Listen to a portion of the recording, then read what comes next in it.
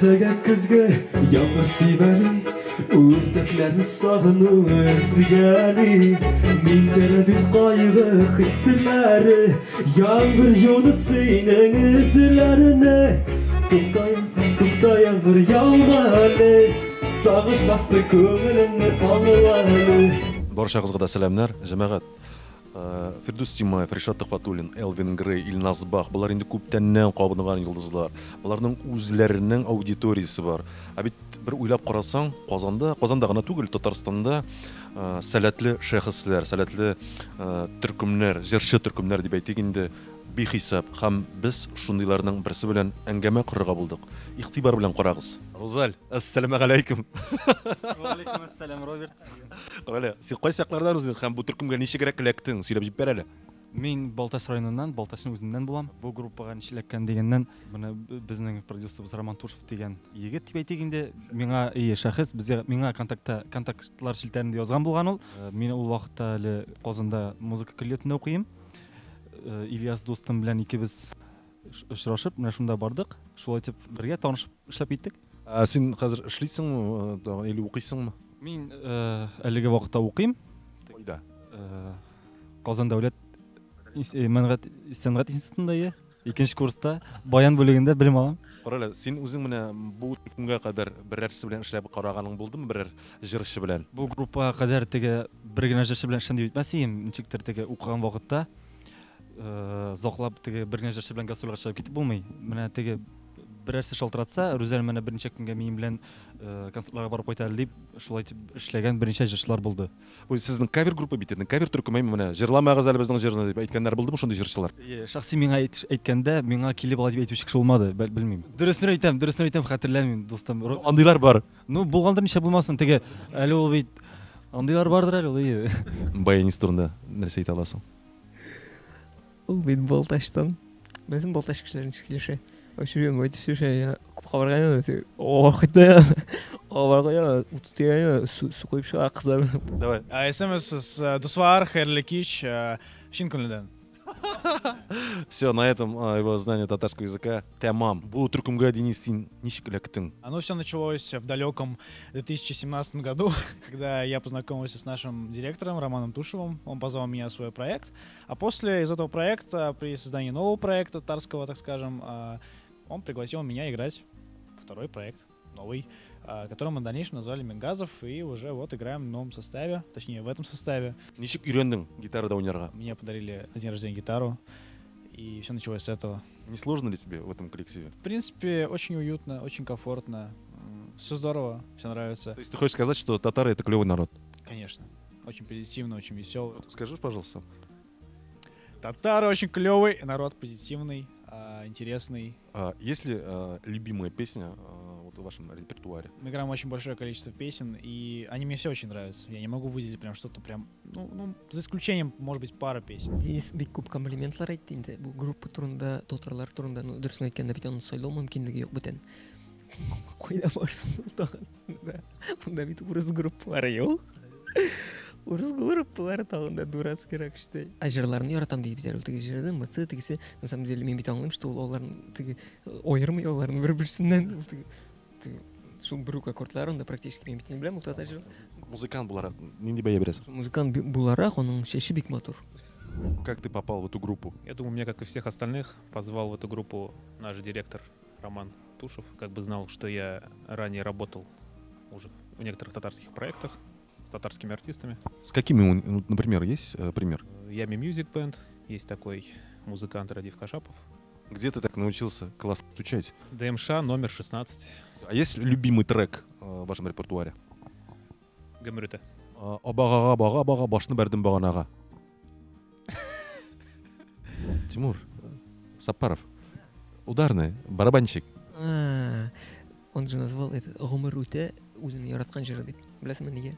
Чөнки ул иң карты булар арасында. И на самом деле алар шулай теге бик матур дип сөйләшәләр. Чөнки аларның паспортлары Романда. Син беләсеңме? Дуслар, монда инде авыр артиллерия китте. Ул һаман яшьләр белән, ул һаман яшь композитор, саунд-продюсер Юрий Ага Федоров. Юр, Юр, ты как сюда попал? Роберт, это долгая история. правда. Но во всем виноват мой друг Роман Тушев, вот продюсер. Он меня долго уговаривал и наконец-то уговорил. Бывают ли конфликты с другими певцами вот по поводу вашего репертуара, мол, типа не пойте там? Нет, пока такого, слава богу, не замечалось. Но видишь, я все-таки занимаюсь больше своей работой, студийной, я такой теневой человек. Вот, у нас по вопросу репертуара все-таки Роман. Ну, насколько я знаю, не было. Наоборот, вот Ришат Ухатуллин приглашал к себе на концерт, ему очень все понравилось, и многие-многие, вот Ильгара, допустим, говорит, ребята, там, пойте мои песни. Это все равно такая популяризация своего рода. Сейчас над какими проектами ты еще работаешь? Ты же знаешь, уже немножко отошел от татарской эстрады, если это они, но в последнее время начал работать интенсивно над проектом Анастасии Макарова, если слышал. Реально я хоть, короче, сөйлешуі бойынша да шындай знаешь, йумшақ шындай езе кіріп кейті. Юр білән бит біз ясадық бірінші татар музыкаль комедиясы әпипе. Юр язды бит бітін музыканы. Илдар білән бірге яздылар. Шын үшін әлбәттә профессионал yoqtan менің бір сөзім дә жоқ. Ғамыма бір сөз. Аннары әйтемен сәл дәл ул бит әйтті, что теге хәзер мин янәсе отошел от татарской эстрады әйтә бит инде. На самом деле ул үзен шулай утешать кенә әйтә бит. Әлеге төркемнең мұңлы тавышы, мұңлы сандуғашы Ильяс Мингазов үзе. Син гомумән кайсы яклардан үзең?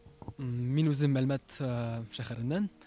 Бу төркемгә ничек эләктем? Мин 2нче курста Аухадиев исемендәге музыка көллиятендә укыдым. Һәм миңа шалтырата Роман безнең продюсер һәм әйтә Ильяс шундый проект барлыкка китерәсебез килә. Безнең белән эшлисең киләме дип әйтте. Мин озак уйлап тормадым һәм ризалаштым. Синең исемеңдә бит улаймы? Горурланасыңмы ул белән? Нишләп горурланмаска? Син хәзер укыйсыңмы, әллә эшлисеңме инде берәр җирдә? Мин хәзер музыка көллиятын тәмамлыйм.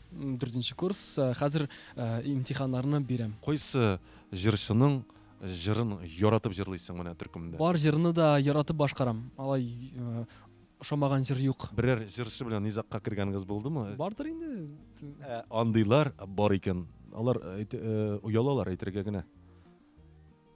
Ильяс ит ашамый бугай ул беренчедән. Тән төзелешенә караганда яңак сөякләр эшкәрәк кирип тора торган шундый һәм ул теге, ну, так әйтик, в лучших традициях музыкального факультета теге Миңнулловны яратам дип әйтә. Алар бөтенсе бер төрлерәк сөйләшәләр шундый. Әзгә өчеп йөриләр алар шундый. Ну, ул эченнән аның чыннан да нидер яктылык бәрә, теге шундый чисталык, сафлык һәм онсы белән ала миңа калса һәм шулай булырга тиештер дә. Секс һәм наркотиклар камаучы оламас иде миңа калса. Син оештыручы да, монда бу концертның оештыручысы да. Һәм дә инде безнең тамашачыларга әйтеп китәм, сезнең каршыгызда Элвингрей төркеменең бас-гитаристы Илнар Фатихов. Нишләп син оештыручы ролендә? Нишләп син мәсәлән басухада гына бермисең монда? Монда Юрий Федоров килде дә үзенең синтезаторында бас партияларын язып чыгарды. Шуңа күрә вакытында килә алмадым, урын җитмәде. Радик, үзе теге каршы түгелме син монда буталып йөргәнеңә? Юк бай, сораган юк дөресен әйткәндә. Бигә әйтеп торалар, ул белми. Белми торгандыр да бәлки. Ну, бераз кай вакытта сторисларын карый инде күрә. Бу төркемдә тагын Элвингрейның җырлары да бар әйтәме, шулай бит? Аңа каршы түгелме? Мин аңа җибәргән идем безнең беренче оештырган концертына, күрсәткән идем. Ошатты ахырсы. Ну, начар сүз әйтмәде инде. Инде сорау иде әле оныттым. Юк, каршы түгел. Элвингрей белән нинди мөнәсәбәтләрдә булуы ул сер булып кала әлегә кадәр. Аның теге чәчләренә карап инде, тешләренә карасаң, понимаешь, ул белмәйм. Төрле хәл бар гамы. Рома диләр, Рома Тушев. Кем соң ул? Ул аларның җитәкчесе, ул аларның продюсеры.